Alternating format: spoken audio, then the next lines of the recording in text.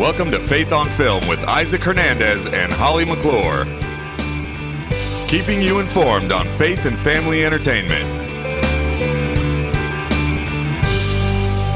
Holly, do you like musicals? I don't mean like musical films, but actually on stage, theater musicals. I do. I love the traditional ones that I saw, I think, growing up as a kid. Fiddler on the Roof in Oklahoma, and those greats. I love those. Yeah, one of my favorites is Music Man. Yes, Music Man. I just love the music that they have in it. It's very intricate music. And of course, second to that would be Newsies. I don't know if you've seen Newsies, but man, that is a wonderful musical. Yes. Well, anyway, today, recently I saw a musical that was starring Shonda Pierce and John Schneider. And so I looked at it and I'm like, hey, this is pretty good. Actually, I didn't even realize John Schneider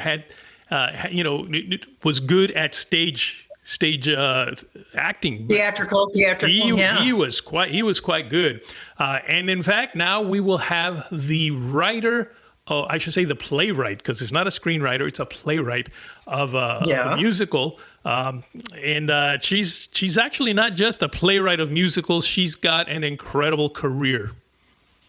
Yeah, I would say it's so impressive that's like one of a dozen things that, I mean, she's got an amazing career. I agree. Well, I'll tell you what, let's take a look at the trailer first. Martha, welcome. What was the name of the musical? It is called The Confession.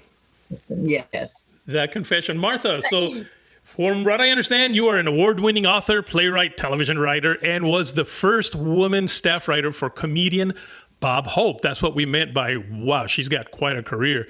You're a prolific playwright for Blue Gate musicals with 13 original family-friendly Broadway-style musicals playing in Indiana, Ohio, Pennsylvania, and Florida. You know what? We want to hear all about your career.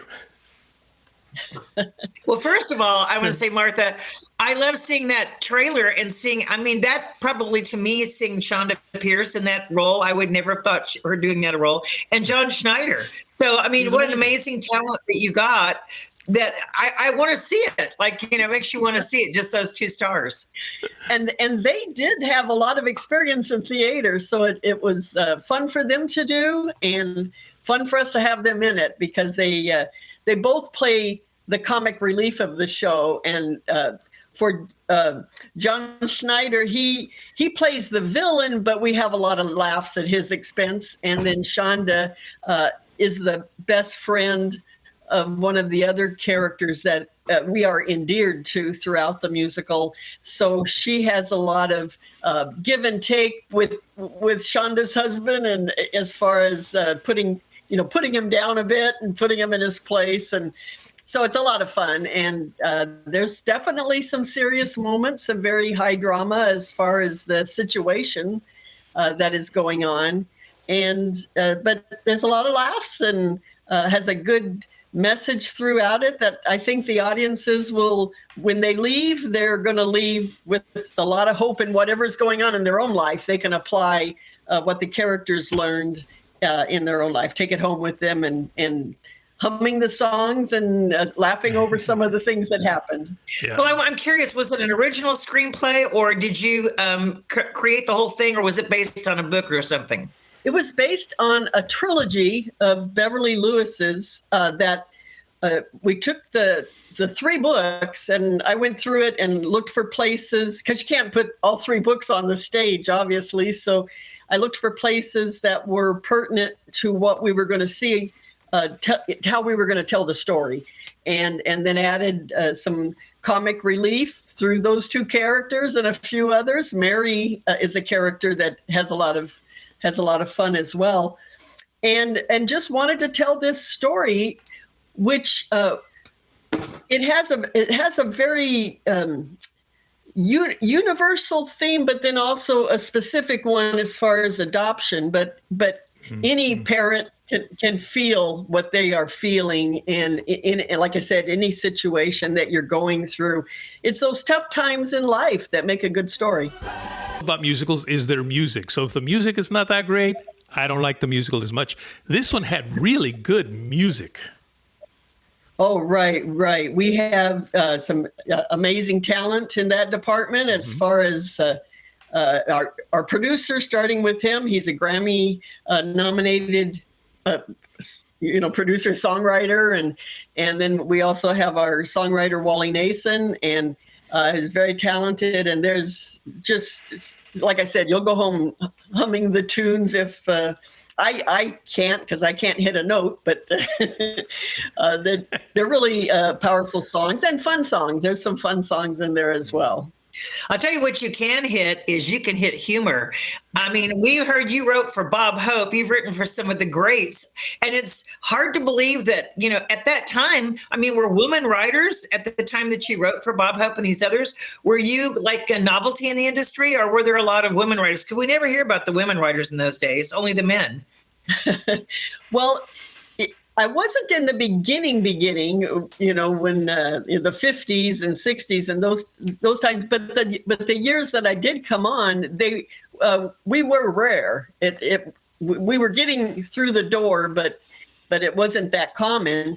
So it was a new territory, but I had been writing in church and doing this type of writing already, and had a newspaper column. And so I was putting my comedy out there wherever I could. And I had also started in drama. So as I kept going, I started blending the two with the musicals and with other plays and whatnot, and things that I've written. I would blend not only the comedy, but some serious topics. I enjoy sharing those parts of my heart that I like to talk about and put up there and see where we can go with the story. So now, how did you end up getting hired by Bob Hope? Yeah, that was pretty cool. It happened after a disappointment. I got real close to selling a script to Mama's Family. I had met the writer, one of the writers for the Carol Burnett show, and then he was also a creative consultant for Mama's Family. And he liked my work and challenged me to write a spec script, which I did. And then I actually wrote 2 spec scripts. I didn't have a typewriter that was working at the time. So for a quarter, for 20 minutes, I went down to the local library and just kept feeding it all these quarters, and ended up typing 2 spec scripts. And that's what opened the door for me in that direction.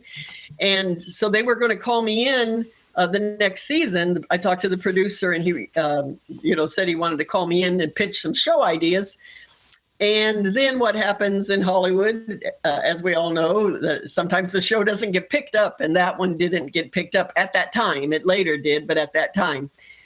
And so I was disappointed. I'd gotten so close, and my dreams came crashing down. But then he said, Gene Parrott, the gentleman I'm talking about, he said, "Would you like to write for Bob Hope?" And I could not believe it. I had been writing for some other comedians, and so he was like, they all, I've enjoyed writing for them, but at that time, he's the top. Okay, I have a question. Do you have a favorite joke that was one of your favorites that you wrote for Bob Hope that he told?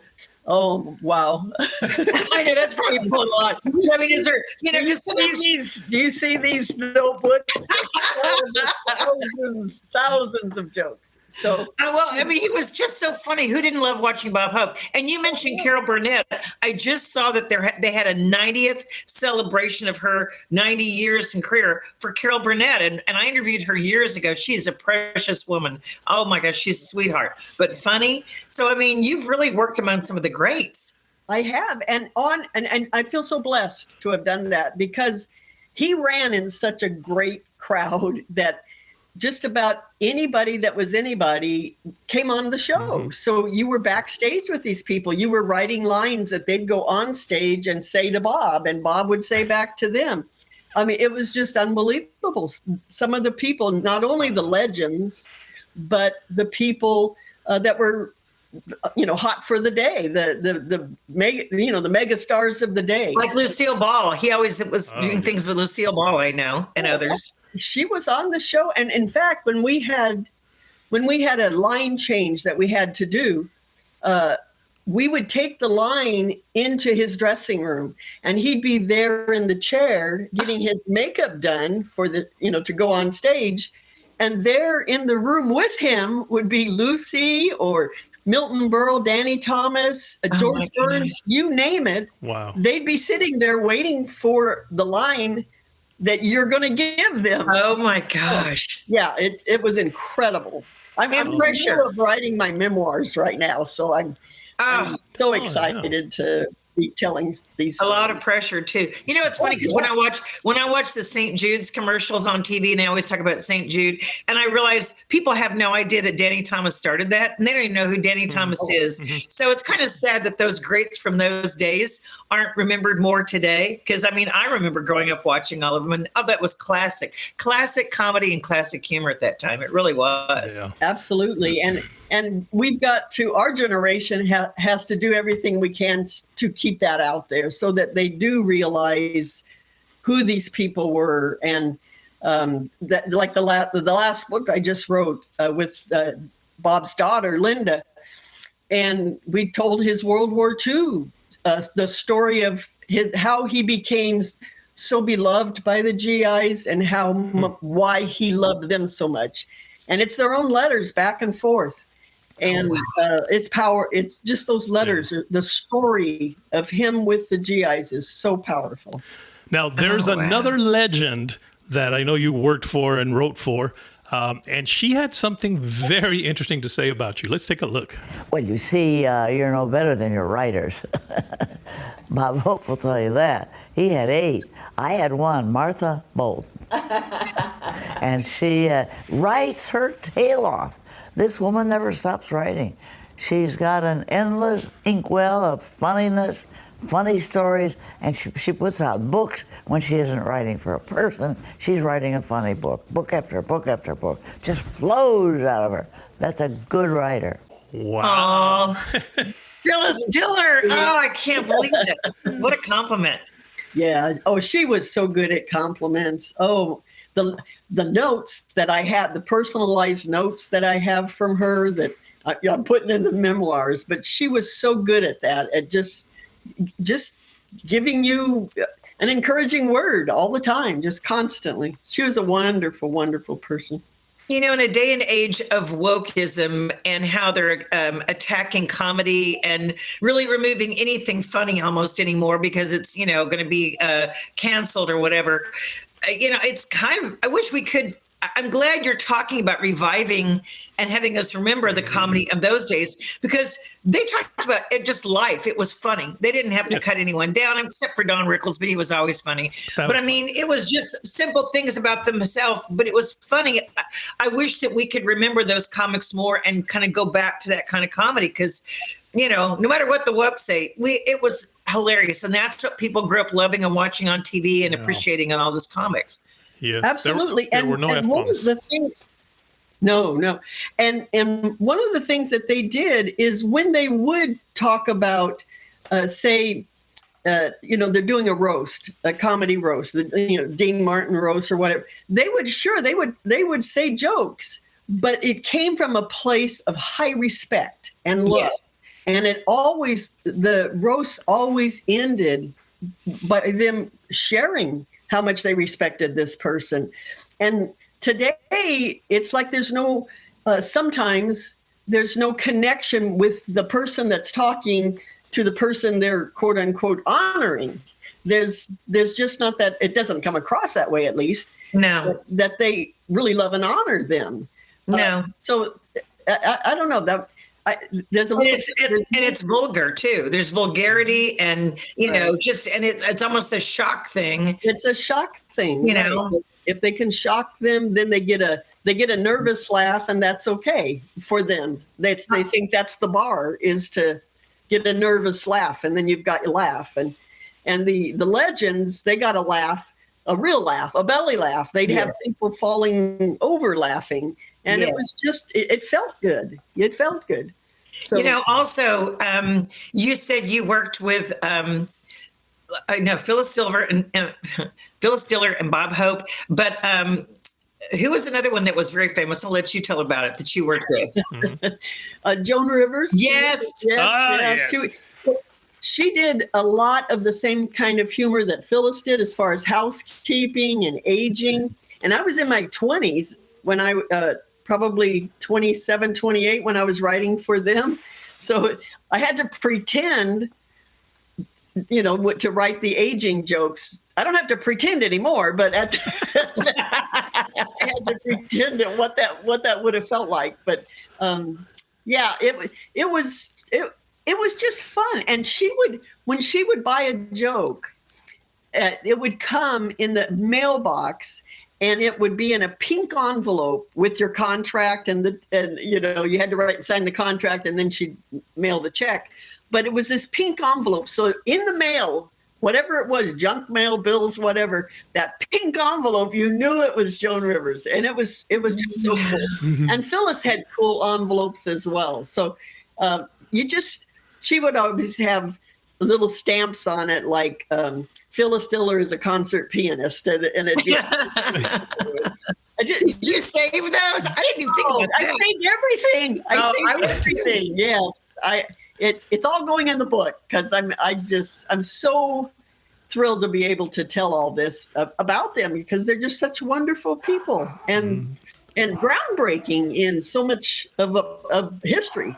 What's the name of the book that you're writing? What is the name of the book, and when will it come out? Well, I am going back and forth with titles right now, so I'm not totally positive on what the name's going to be yet.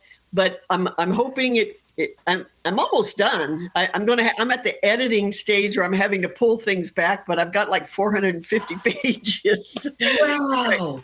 So I obviously that's too much, but I have to start being selective. But man, I'm having a lot of fun. Wow. But, Wow. I understand you've written about 88 books. I don't know. Yes. What are you doing your spare second? Now, how difficult was it for you to go from writing a book to adapting? Was there a learning curve to that? Well, that's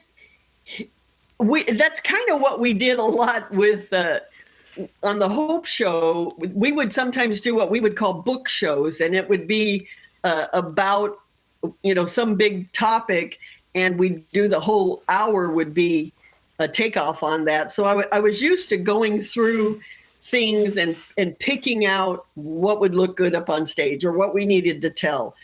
So that helped a lot. But the difference is where I'm writing for one voice and 2 or 3 or 4 that's in a sketch, you're writing for like 9 characters or 10 characters, and sometimes the actor plays 2 or 3 characters. So you're writing for all these characters, and then when you're working on it, sometimes you're working on the next one that's coming down the pike. So you've got all of those characters. So you have 20, 30 characters and their voices that you have to keep track of and know that, okay, this sounds like that person and that sounds like that person. So that's a little bit of the difference. But it's all writing, and it's all making the words. I love to play with words. In fact, I had Phyllis Diller said a great line once, that when she and Bob would get together, she said it was like 2 little kids playing in a sandbox of words. Wow. Isn't that a great quote? Yes. I love that. That is a great quote. Yeah. And that's what I feel like is that you're just playing with words and putting them together, putting them in maybe, especially in a joke, if you get one too many words or then you throw the rhythm off. Yes. Yes. If you're not clear and you don't have enough words, then the clarity is affected. So it's a balance. You need the balance. And sometimes that's, a lot of times a comedian will rewrite the joke after they come home. Well, what's wrong? Why isn't it playing? And a lot of times it's just 2 or 3 words are the problem, or not enough words. So you just play around with it. And in writing for each of them, and then also in writing for Hope, because he had such a volume of material. We wrote so many jokes, and you really got it. It was a great training ground because you had to write fast. You know, he'd be getting ready to walk on stage and you'd get a call that something was going on in that town. Give me some jokes on this. And he's got 2 seconds to be on stage. Oh my gosh. I can't imagine that pressure. I really, that kind of pressure to be quick, especially if your mind is, you know, not alert or sharp and you're kind of fuzzy and you're trying to think of stuff. I can't imagine that pressure. You know, I want to ask you a couple of questions. These are quick answers if you can, or, you know, just kind of ask you a few questions. Okay. For your books that you've written, what is one of your favorite family or kid-friendly books that you would suggest for parents, for teens, or for family? Well, for family, wow. Okay. Or one or two topics. Devotionals for family. The teenagers tell me they really love them. They're one of the titles is "Never Ask Delilah for a Trim." So that's I have this whole series, of devotionals for kids. For older teenagers, Josiah for President, it would be my favorite. My first novel, but I really loved that. It just poured out of me. It was one of those books that you just sit down and just write. Josiah for President. Okay, and for adults, or for women, or for men, if they want a humorous book, what would one of your books be for them? Oh, Didn't My Skin Used to Fit? I'm writing these down because I'm going to look them up. Didn't my skin used to fit? Yeah. I love these. I love those. And people can find these. Where do you have a website, or where can they get them? Amazon or? Yeah, Amazon. They're all on Amazon, or if you just put down my name, it'll come up, and there's a bunch of them listed on the author's page of Amazon. But any book, you could probably get someone to order it. They're all out there. I keep finding old ones that I've written years ago, and I go, oh, that's still around, you know. So. You know, I recently asked an actor, director, producer, writer. That's it. Writer, actor, director. And I said, well, what do you like doing best, acting or writing or directing? And his answer was, that's like asking me which one of my kids I love the most. So I'm glad you were able to answer that for Hollie today.